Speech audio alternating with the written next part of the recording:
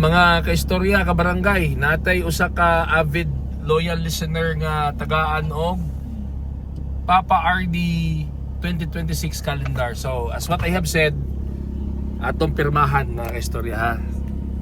Atong pirmahan ang kalendaryo para klaro gid nagikan kang Papa RD. Ano puti, ano? Oo. Pirmahan na to ha. Ang kada bulan mga kaistorya. Sa bulan kay pamagulang. Kailang katon man eh. Oo. Wala mo lang. Una. Oh. Okay. So, mo na niya. Okay. Okay. Ato ning solid listener, Papa RD solid listener si SG Sagaan. Oh. Okay. Thank you. Sir, master ni mo nga na kay Papa RD calendar. Sir, maraming salamat.